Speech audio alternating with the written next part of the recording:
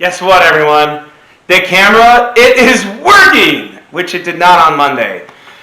Because I am an assistant general manager at a restaurant here in Las Vegas. I'm not going to name what restaurant it is. I have to work on Valentine's Day. I still have a day job. I wish I didn't. Maybe someday, if this YouTube channel takes off and becomes awesome, and many of you support me and think I'm amazing, maybe I can make this full-time.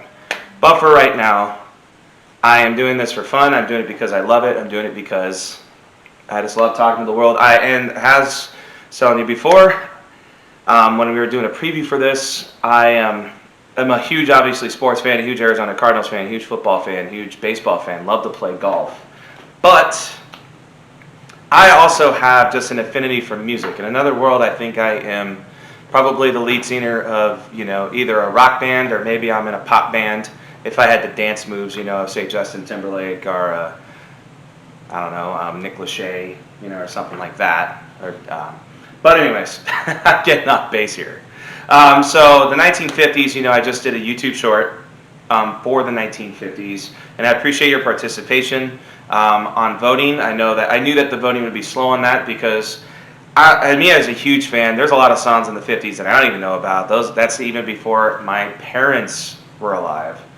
So now, anyways, we are to the 1960s. This is when we get into my wheelhouse. The 1960s, you're going to notice on this list, some of the songs that came out in the early 60s were very kind of bluesy pop, very similar to a lot of the songs in the 1950s. And then once the British invasion of the Beatles took over in 1964, it kind of took a little bit of a shift into a little bit more edgy, more political style of music as you get later in the decade of the 60s. So it's kind of crazy the shift of music. But I will say that the 1960s was a very influential time in music. It was a very influential time in the world, actually. With the civil rights movement, the war in Vietnam, the objection of many of the American citizens towards the conflict in Vietnam. But anyways, this is not a political channel. We are talking about music here. So we're going to go into the songs. I'm kind of going to delve into every song really quick. If you want more information, if you want to hear every single song on this list, please go to drewsports.com. I will have the link attached to this video. We're going to just click on the link, go to drewsports.com. You're going to get a little bit of information about all of the artists and the song and how many weeks it spent at number one. Thank you again for Billboard, for me using the Billboard Hot 100 as a source to create this amazing bracket. Anyways, let's get to it. Just a spoiler alert, there is going to be some, Beatles. Because the 1 versus 16 matchup, it's the Beatles versus the Beatles. Yeah, so Hey Jude, which was one of the biggest hits. The amazing thing about both these songs is the vocals is by Paul McCartney, as Peter Griffin would say, Paul McCartney. Anyways, so Hey Jude came out in 1968, was performed. The vocals were by Paul McCartney. The song was written by John Lennon and Paul McCartney. If you guys don't know who John Lennon and Paul McCartney are, even as someone who's maybe in their early 20s, you should probably get out from the rock you live in and actually read something. Anyways, I know. Sorry, I didn't mean that. Anyways, versus Yesterday. So you got Hey Jude versus Yesterday. Yeah, I am. Don't worry. I'm going to probably sing some of these songs. I love Make a Sad Song and Make It Better. Both of these are just beautiful songs. And this shows you the strength of all these songs. Come on. I am taking 16 of the biggest songs of the decade. So some of you could say, how the heck is Yesterday by the Beatles number 16 on the list? Well, that's because you're going to see some classics on this list. I mean, you're going to see some Ray Charles, got a little Elvis. I'm going to say there's a Monkey song. I'm sure you can think of Donkey. Give me a little bit of spoiler alert on that one. Anyways, please vote. As I said, I think this, unlike the sports bracket, the athlete bracket of last year, you're going to see a lot of lower seeds beat a lot of higher seeds. I think the number one seeds in all of these brackets could definitely be beat early, even by the number 16 seed, because of the strength of all of these songs and the popularity of all of these songs on this list. All right, so anyways, yes. Think of a shirtless Paul Rudd and a shirtless Seth Rogen. And and a man losing his virginity, and this is what you got. Yes, I'm talking about the 40-Year-Old Virgin. But yes, The Fifth Dimension came out in 1969, Aquarius. You can't help it, but just, whenever you hear the song, it just makes you kind of want to get to a peaceful place. But this is the dawning of the age of Aquarius. I know you can't help, but my generation, we just think of 40-Year-Old Virgin, but this was one of the biggest hits. This was the biggest song in 1969 versus the second biggest song, a close second, the one-hit wonder by Zager and Evans. I know that they had only 15 minutes of fame. They didn't have another single even hit the Billboard Hot 100. But I will say in the year 2025, it's a hippie classic. In the year 2025, this song was huge in the summer of 1969. So both of these songs came out in 1969. These were the two biggest hits of the year 1969. I would like for you to vote on 8-9 and see who's going to battle. I'm going to say in the second round, the winner of this matchup is going to battle the Beatles. Just a little spoiler, because I can see the future. All right, next. I told you that the Beatles are going to be all over the countdown here because the Beatles were so influential. Pretty much from 1964 to 1966, just to let you know, the Beatles owned music for those 3 years. I mean, there was a little Bob Dylan sprinkled in there as well, I know, but the Beatles really did dominate the music scene in the mid-1960s. And yes, number 4 on the list, actually their biggest selling song of all time, even though Hey Jude had more success at the time. Historically, actually, you could say, I Wanna Hold Your Hand, which was also the Beatles' first number 1 hit of their 23 in the U.S. But I Wanna Hold Your Hand is number 4. Could have been higher, honestly. Obviously, the strength of this whole list is pretty ridiculous. Versus Jimmy Gilmer and the Fireball Sugar Shack. And this song was spent 6 weeks at number 1, or no, I'm sorry, 5 weeks at number 1 in 1963. But you can tell this hit, because it kind of sounds like something you would be having a milkshake to in 1958 at your local diner with the Philly. I think that's what they call them back in the day, right? Anyways, but Jimmy Gilmer and the Fireball Sugar Shack, he took it to the sugar shack. You can hear it. It's actually a very, very, very catchy song. But it honestly sounds like something you'd hear a barbershop quartet singing in a diner like in 1958. Marty McFly trying to chase after his dad, in the background with this quartet performing. Anyways, I'll stop making fun of the Sugar Shack. It is a very catchy tune, and it was one of the bigger songs. It was the biggest song in the year 1963. Let's go on to the next one. On to the next one. That's a little later. Anyways, 512. This is obviously, yes, think Davy Jones, Brady Bunch, because Davy Jones was in the Monkees. Believe it or not, a cool thing about the Monkees, and this, I didn't even know this until I researched this song, and this is one of my favorite songs of the 1960s. And I know you think of Shrek, you think of Donkey, Eddie Murphy. And I saw her face, now I'm a believer. Yeah, yeah, yeah.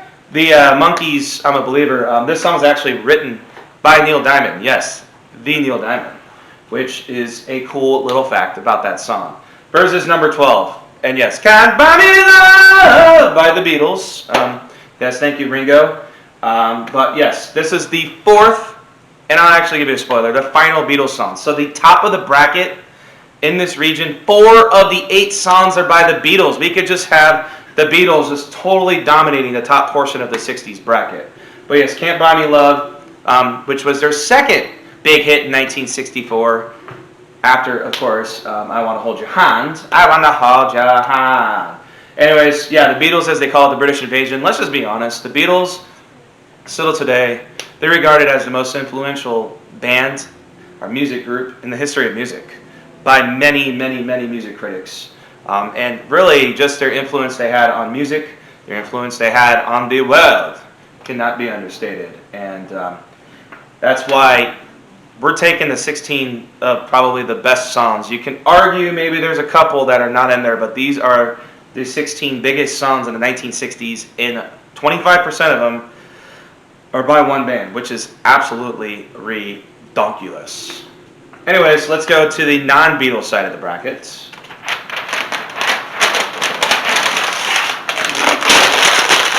Bobby Lewis, Tossin' and Turnin', came out in 1961 and spent 6 weeks atop the Hot 100. You'd probably know this song. You probably have heard it maybe at Grandma's house. Tossin' and turnin', trying to do the backup singers. But this is actually, I think, one of the most underrated songs of the 1960s. It's not regarded very high, but it was voted the top song in 1961. It was a huge smashing hit early in the 1960s. Of course, has the influence of kind of the late 50s into the 60s, as I say, kind of that diner, milkshake, shaky, kind of, types of hits, I guess you could say. Shaky. I don't even know what I'm saying by that. Anyways, moving on to the Rascals, People Got to Be Free. People got to be free, as you can think of the Grateful Dead, the Rascals.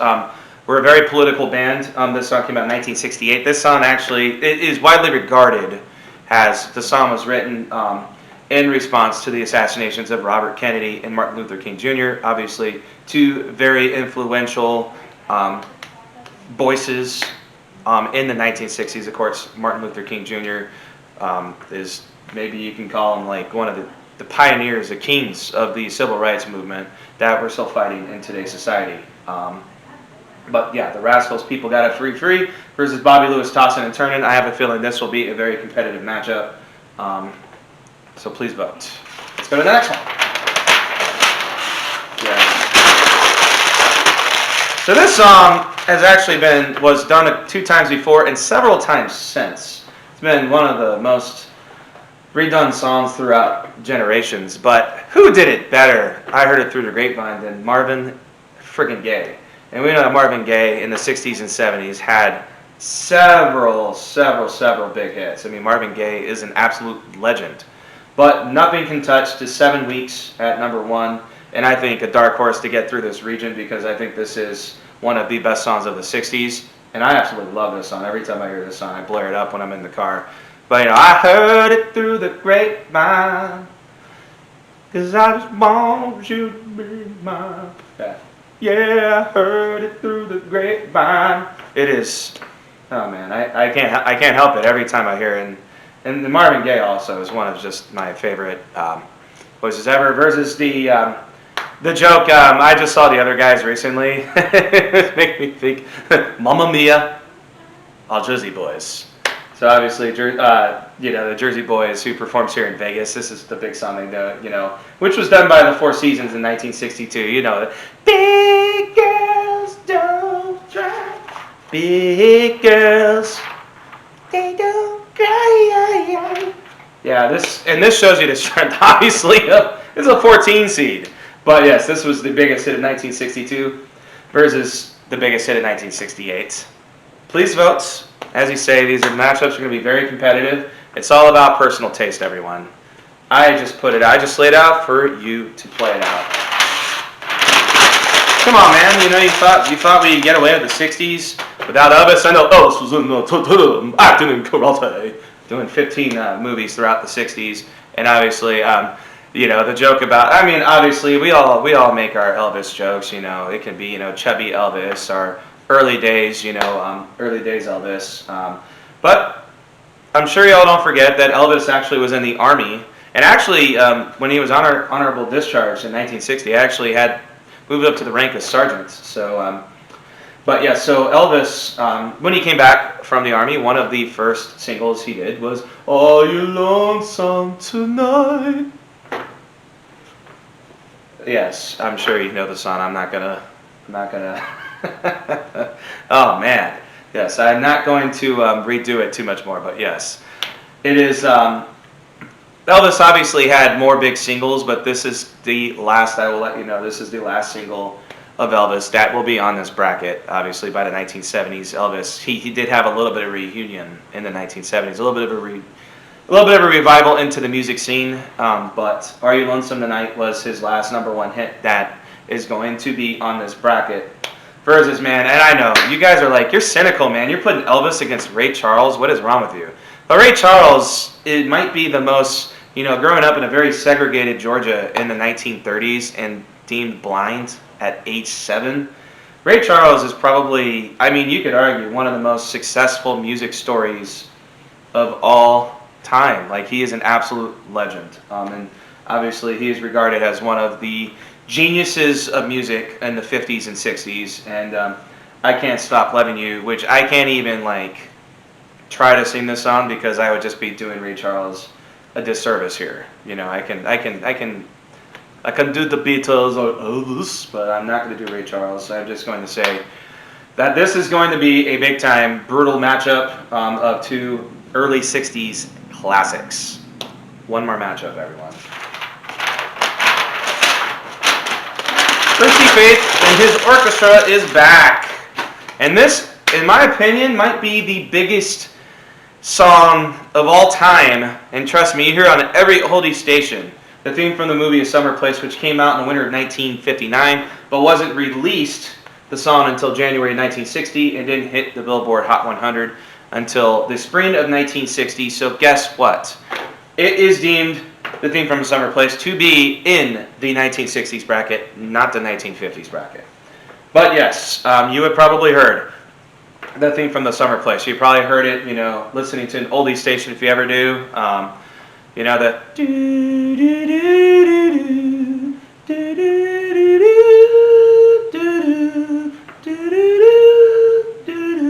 it is a beautifully melodic done term. And then I thought, you know, if we're going to do a theme from one movie, why not do a theme from another movie by British pop sensation Lulu, To Sir With Love, which was the big hit in 1967.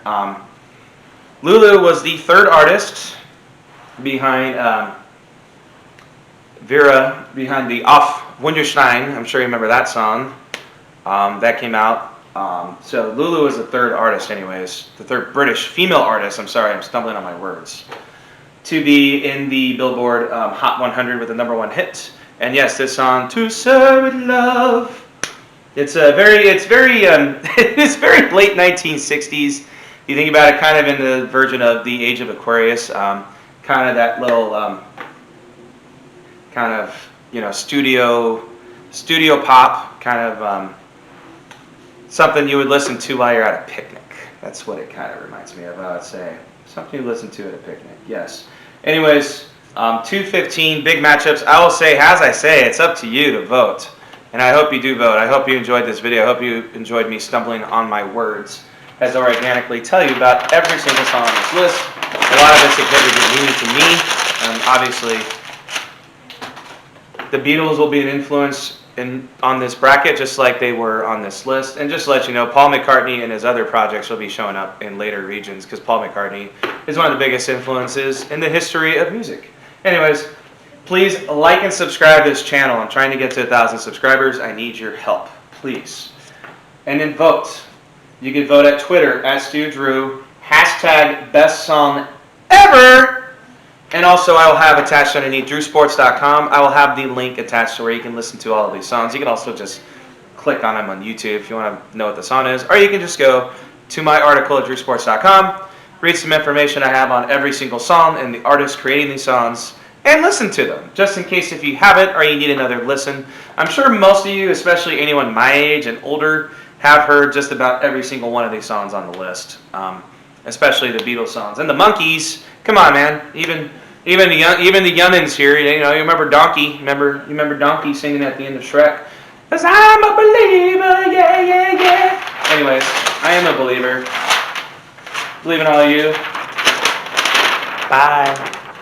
See you on